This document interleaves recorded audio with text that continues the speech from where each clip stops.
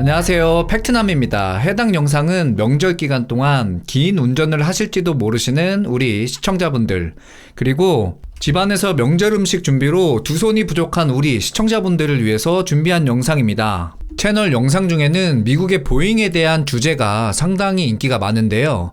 오늘 영상은 채널에서 다뤄왔던 보잉과 관련된 영상을 분류해서 통합본으로 제작을 해봤습니다. 지난 보잉의 위기와 이 위기에서 T7A의 후방동체 공급자로 참여하는 사브의 대처, 그리고 최근에 미 공군이 보잉에 인센티브를 제공한다는 소식까지 모두 업데이트가 되어 있습니다. 또한 영상 말미에서는 미 국방부가 방산 제품을 개발하는 프로세스에 대해서 이야기를 해봅니다. 영상 시청하시면서 즐거운 명절 시간 보내시길 바랍니다.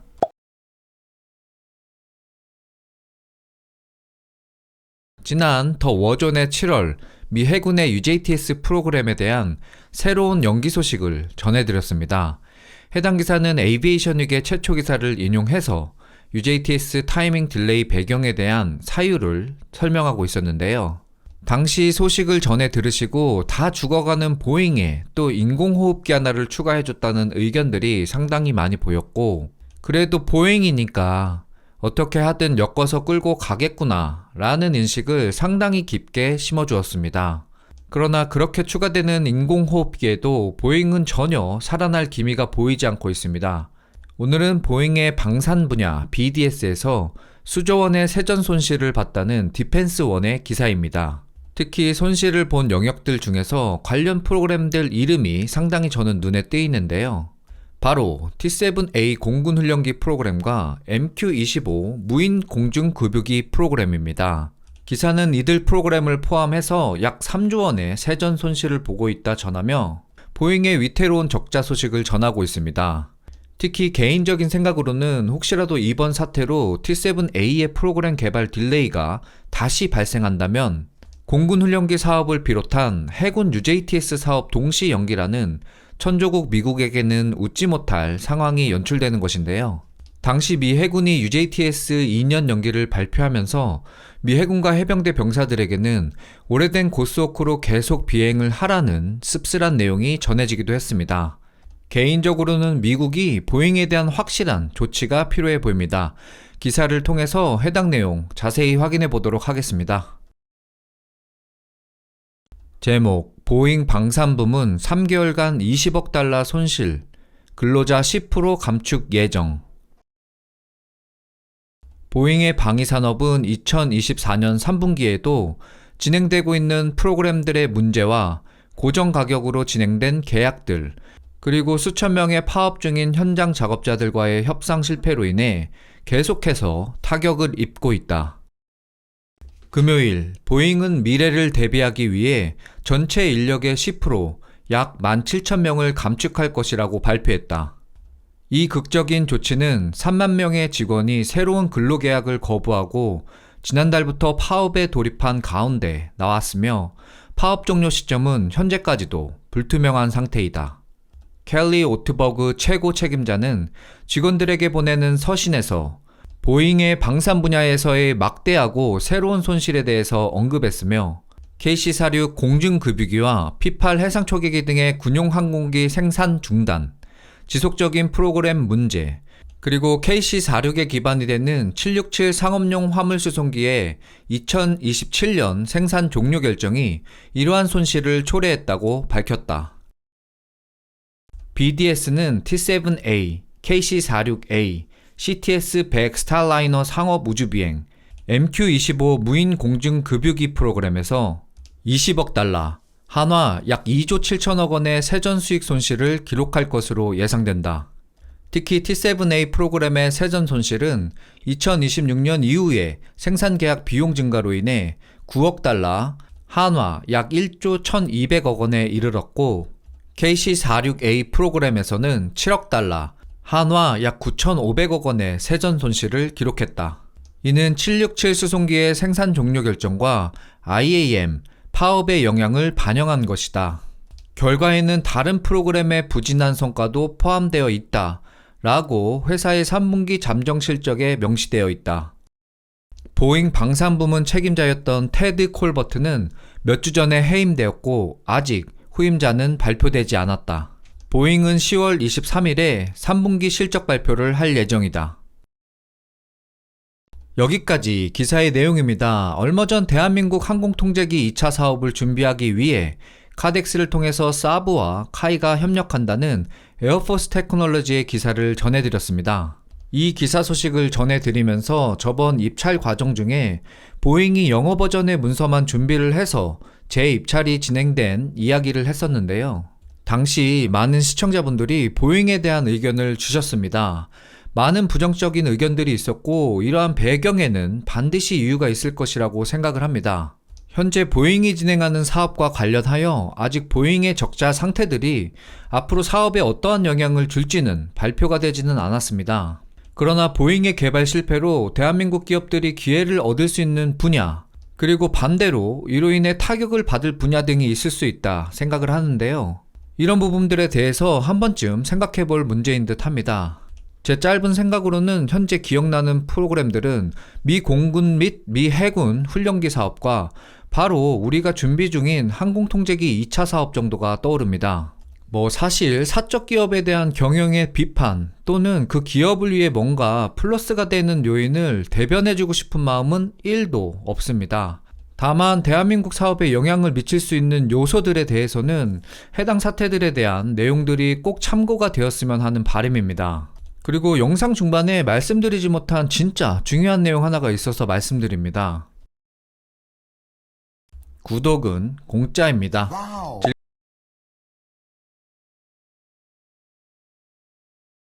오늘은 보잉의 T-7A 훈련기의 후방 동체 공급 업체인 사브에 대한 이야기입니다. 현재 T-7A의 정상적이지 않은 생산으로 인해 사브의 재정적 측면에 일부 영향을 미치고 있는 듯 합니다. 이에 따라 해당 훈련기의 일정이 계획에 따른 정상적 범위로 넘어오는 몇 년 동안, 즉 재정적 어려움이 있을 수 있는 기간 동안을 위해 대비하겠다는 내용의 기사입니다. 특히 사브의 CEO가 T7의 저율 생산과 관련하여 초기 비용과 고정 생산 비용에 대한 자금 미회수 문제를 언급하고 있습니다. 이는 T7A에 계속되는 설계 이슈들로 인해 계획된 생산들에 차질이 생기면서 발생한 이슈로 평가가 되고 있는데요. 보다 자세한 내용은 기사를 통해서 확인해 보도록 하겠습니다. 제목: 사브 T7A 훈련기 동체 생산 불안정성으로 인해 몇 년간 간헐적인 중단에 대비하겠다. 스웨덴의 공급업체인 사브의 CEO에 따르면 미 공군의 T7A 레드호크 훈련기 후방 동체 생산 문제로 인해 최대 2년간 수익에 영향을 미칠 것으로 보인다. 사브 CEO 미카엘 요한스는 오늘 3분기 실적 발표에서 T7A의 저율 생산과 관련된 초기 비용과 고정 생산 비용의 미회수 문제가 시간이 지나면서 해결될 것이라고 언급했다. 그는 여전히 약간의 부담을 느끼고 있다면서도 아마도 앞으로 몇 년이 지나야 회사의 항공우주 사업 부문에서 정말 좋은 수치로 돌아갈 것이라고 말했다. 사브의 항공우주 사업 부문은 그리펜 전투기와 글로벌 아이 조기경보 통제기 플랫폼을 포함한 다양한 항공기를 보유하고 있다. 이로 인해 3분기 매출로 33억 스웨덴 크로나, 한화 약 4,400억 원을 기록했다. 사브는 T7A의 주 계약업체인 보잉과 훈련기의 후방 동체를 공급하는 계약을 맺었으며 CEO 요한스는 이번 계약에 따라 약 35대의 기체를 미국 파트너사들에 납품할 계획이라고 밝혔다. T7A는 미 공군의 노후화된 T-38 탈론을 대체하기 위한 훈련기이다. 올해 1월 사브는 인디애나주 웨스트 레피엣 공장에서 생산되는 부품에 대해 1억 200만 달러, 한화 1,400억 원 규모의 주문을 받았다. 요한슨 CEO는 보잉은 이 훈련기가 미국을 포함해 전 세계적으로 수천 대의 물량이 조종사 훈련에 투입될 것으로 예상하고 있으며 우리는 이 저율 생산 단계만 무사히 넘기면 됩니다. 라며 이야기를 이어갔다. 우리는 T7A의 성능에 확신을 가지고 있으며 관련 시설도 확보하고 있습니다. 기술적 문제는 없으며 필요한 것은 생산 흐름을 올바르게 잡는 것입니다. 라고 밝혔다. 그는 이러한 간헐적 생산 중단 추세와 관련된 물량 공급 이슈에 대해서는 언급하지 않았다. 미 공군이 2025년 회계연도에서 T-7A 조달 목표를 14대에서 7대로 줄인 결정은 해당 문제의 한 요인으로 알려져 있다. 미 공군이 생산을 지속적으로 늦출 경우 특히 개발 단계에서 발생하는 문제를 해결하고 분기 손실을 줄이고자 노력하는 미국의 항공기 제조업체인 보잉에 큰 영향을 미칠 것이다. 그러나 보잉은 이에 대해 별도의 언급을 거부했다. T-7A의 비행 제어 소프트웨어 및 이젝션 시스템 결함과 관련된 안전 문제는 이전에 미 회계 감사원에 의해 보고된 바 있다. 그러나 보잉은 자사 주도의 비행 테스트가 훈련기 개발을 원활하게 하는데 기여하고 있다고 주장하며 이 같은 비판에 반박을 했다. 한편 요한스는 이번 인터뷰 통화에서 회사의 북미 지사가 브라질의 36대 그리펜 EF 전투기 도입과 관련된 정보 요청서를 받은 것에 대해 놀랐다라고 소감을 밝혔다. 그는 당국과 협력하여 요청한 정보를 제공할 것이라며 브라질과 스웨덴 당국과도 마찬가지로 협력해 왔으며 그 과정에서 어떠한 위법 행위도 발견되지 않았다고 강조했다. 여기까지 기사의 내용입니다. 지난 영상을 통해 보잉이 방산 분야에서 수조 원의 세전 손실을 봤다는 디펜스1의 기사를 소개해드렸습니다. 특히 손실을 본 영역 중에서 관련 프로그램 이름들이 상당히 눈에 띄인다고 말씀을 드렸는데요. 바로 T-7A의 미 공군 훈련기 프로그램과 MQ-25 무인 공중급유기 프로그램이었습니다. 당시 기사에서 이들 프로그램을 포함하여 약 3조 원의 세전 손실을 보고 있다 전해졌고, 작업자들의 파업과 맞물려 보잉의 다소 어려운 현실에 대해서 이야기를 했었습니다. 아무래도 계속되는 기술 문제로 인해 계획된 생산 일정과 생산량에 차질이 생겨 발생한 경영상의 문제라고 생각을 합니다. 보잉은 2024년 3분기 실적 발표에서 주당 $10의 손실을 기록하며 시장 예상을 크게 밑돌았다라고 평가되고 있습니다. 이번 실적 악화는 항공기 제작 부문과 방산 부문에서 상당한 손실 비용을 반영한 것으로 알려져 있는데요. 특히 777X 차세대 장거리 대형 여객기 프로그램과 767 프로그램에서 총 $30억, 한화 4조 1,700억 원에 달하는 비용이 발생됐다 발표되었습니다. 보잉은 현재 장기적으로 경쟁력을 회복하기 위한 구조적 변화를 추진 중이다 라고 발표했으며, 생산 차질 문제 해결과 향후 투자금 확보를 위해서 현금 흐름을 강화하는 것이 주요 과제로 떠오르고 있습니다. 또한 777X의 첫 인도 시기는 2026년으로 그리고 7778은 2028년으로 미뤄졌고, 이러한 일정 조정은 항공우주노조의 파업과 더불어 구 프로젝트의 시험 비행이 지연되면서 그 영향을 미친 것으로 평가되고 있습니다. 특히 방산 분야에서는 T-7A 프로그램에서만 $9억, 한화 1조 2,500억 원의 추가 비용이 발생되었다 발표되었는데요. 현재 재정 상황에 대한 압박과 연이은 비용 부담은 보잉의 수익성을 회복하는 데 큰 도전 과제가 될 것으로 예상되고 있습니다. 이러한 상황은 미 정부의 방산 수주 계약과 규제 완화와도 연관이 있을 것 같은데요. 특히 2024년 11월 5일 대선 결과가 보잉의 장기적 재정 회복에 영향을 미칠 것으로 생각이 됩니다. 얼마 전 대한민국 항공통제기 2차 사업을 준비하기 위해 이번 카덱스를 통해 사브와 카이가 협력한다는 에어포스 테크놀로지의 기사를 전해드렸습니다. 현재 보잉의 대세로 내 사브와 카이 연합이 다소 따라가는 듯한 느낌을 주고 있는데요. 해당 경쟁의 우세에 대한 내용은 차치하더라도 보잉과 사브가 모두 대형 사업에 거론되고 있는 만큼 이번 사업자 결정에 주변 환경에 대한 리스크 관리가 잘 되었으면 하는 바람입니다.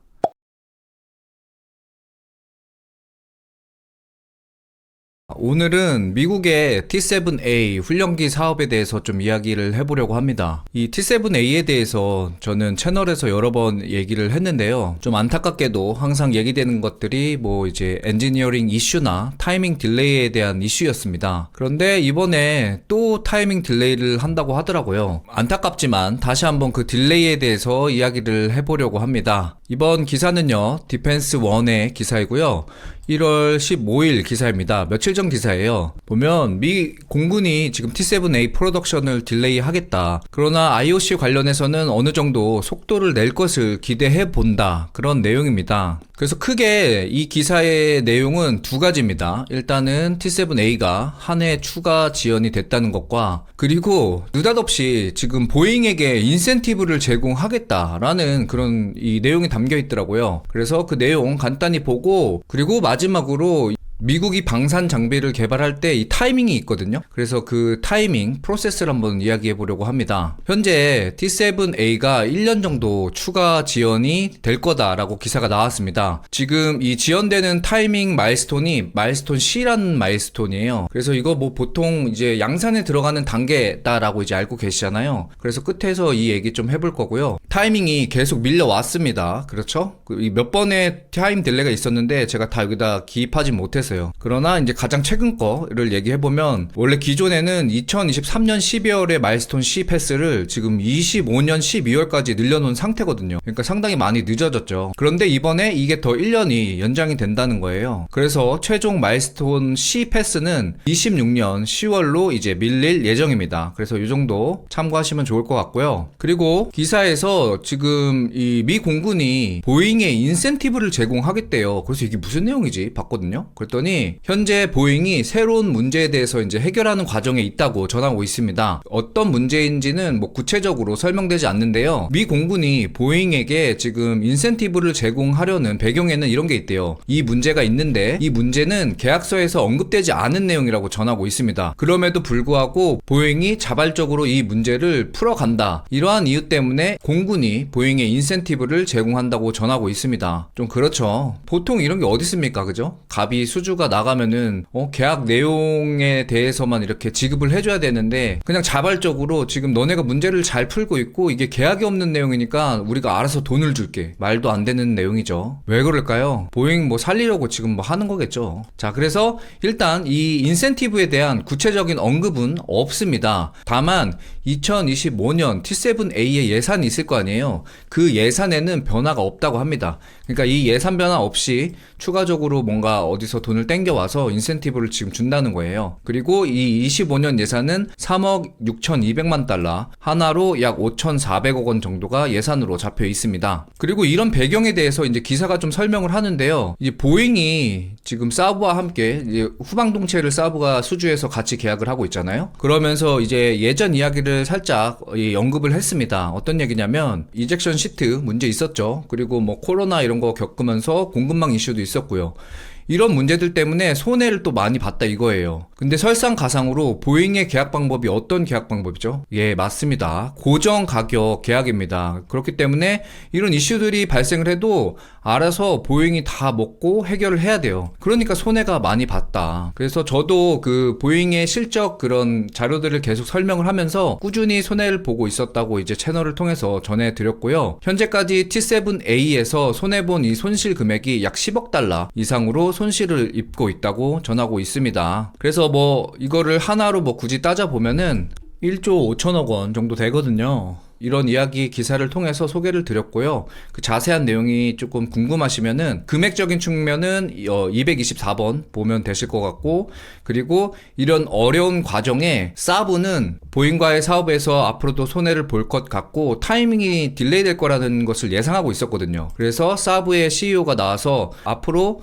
T7A에 대한 프로그램에서 어떤 전략을 취하겠다, 이제 이런 기사들도 있었습니다. 그런 내용은 229번에서 확인이 가능하십니다. 그래서 이렇게 해서 오늘 기사는 좀 간단히 전해드리고요. 자, 앞으로 돌아와서 이제 이 이야기를 해보려고요. 마일스톤 C. 기사에서도 마일스톤 C가 1년 정도 미뤄질 거다라고 이제 언급을 하거든요. 근데 마일스톤 C가 잘 알고 계신가요? 어떤 내용인지? 그냥 막연하게 미 공군이 마일스톤 C가 뭐 1년 미뤄졌대. 그래서 뭐 양산 어딘가쯤에서 미뤄졌나 보다. 이렇게 보통 생각하시잖아요. 그런데 저도 채널의 이제 방향을 확실히 잡았기 때문에 이런 내용들도 조금씩 터치를 하려고 합니다. 그래서 이거 좀 딥다이브를 해볼 건데요. 마일스톤 C는 일단 미 국방부 획득 프로그램의 주요 마일스톤 중 하나입니다. 야, 그럼 마일스톤 A도 있고 뭐 B도 있는 거 아니야? 예, 맞습니다. 그래서 A, B는 좀 간단히 설명을 드리고 이제 이야기가 제일 많이 나오는 게 C거든요. 그래서 C에 대한 이야기를 좀 해보려고 합니다.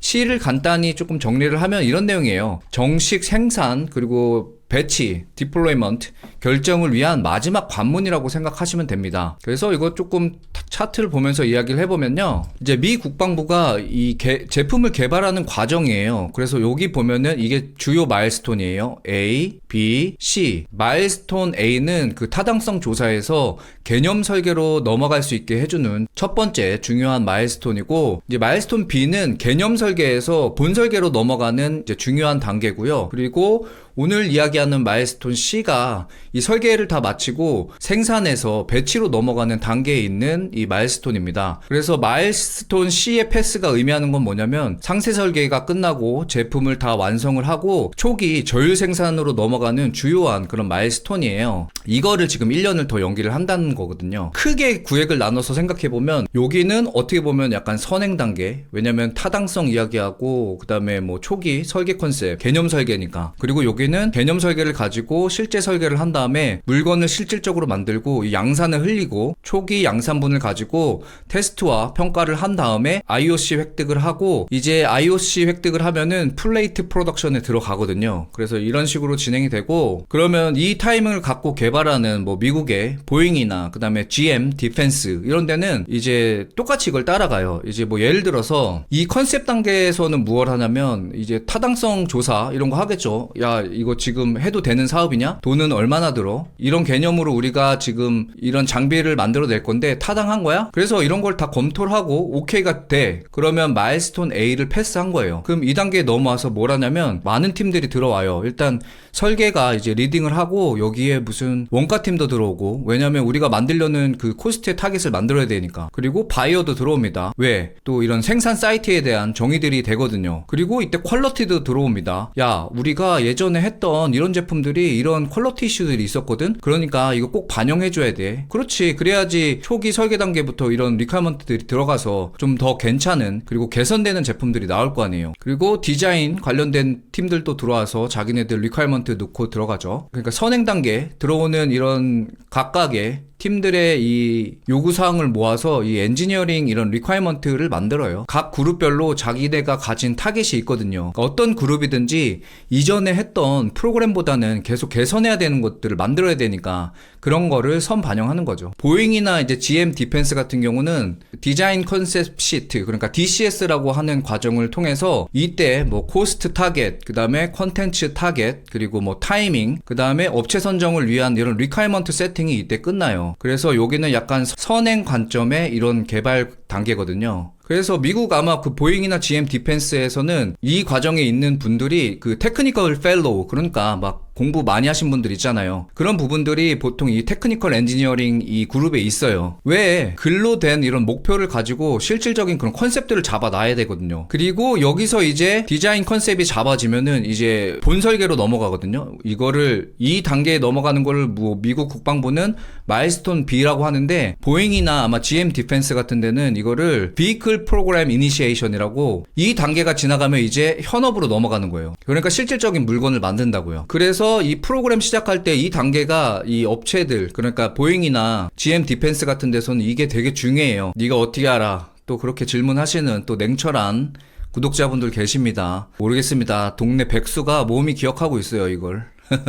그래서 이 보잉이나 GM 디펜스 같은 회사들은 여기에서 이제 컨텐츠가 세팅이 돼요. 컨텐츠가 세팅된다는 말은 뭐죠? 예, 맞습니다. 그 리퀘어먼트가 다 세팅이 됐다는 거고, 그 다음에 그거에 대한 이제 돈, 이런 컨텐츠들을 만들기 위한 돈이 다 세팅이 됐다는 뜻이에요. 그래서 이거 중요한 마일스톤이다. 그래서 요 단계를 넘으면 이제 현업으로 넘어와서 이제 개발을 합니다. 이제 개발을 하면은 이제 제품이 나올 거 아니에요. 그래서 여기는 뭐 크게 미 국방부 기준으로 CDR하고 PRR이 있는데, 이 CDR이 아마 크리티컬 디자인 리뷰일 거예요. 여기 컨셉 단계에서 이런 설계안들이 넘어와서 실질적인 그 설계 제품들을 만들고, 제품에 대한, 그러니까 제품 단품에 대한 이런 디자인 리뷰를 하는 걸 거예요. 그래서 문제가 없으면은 여기서 이제 더 진행을 하면서 인티그레이션을 하고, 그런 물건들이 다 나왔어. 그럼 이게 PRR이라고, 이게 무슨 프리 프로덕션 뭐 그런 리뷰일 거예요, 아마. 그러니까 이제 제품 이제 다 나오고 인티그레이션 다 끝나고, 야, 이제 우리 이 제품 가지고 초기 양산으로 넘어가려고 그러는데 다 됐어? 라고 하는 이제 어떻게 보면은 중요한 리뷰 포인트예요. 그러니까 여기 표시돼 있잖아요. 메이저 리뷰라고. 그래서 여기서 오케이 되면은 이제 관련 자료들 준비해서 그 마일스톤 C가 패스가 됩니다. 마일스톤 C 패스가 상당히 의미가 있어요. 이걸 패스하면은 여기 보이는 것처럼 초기 이제 저율 생산에 들어가고 몇 대를 뽑아내죠. 그래서 그걸 가지고 OT, 그러니까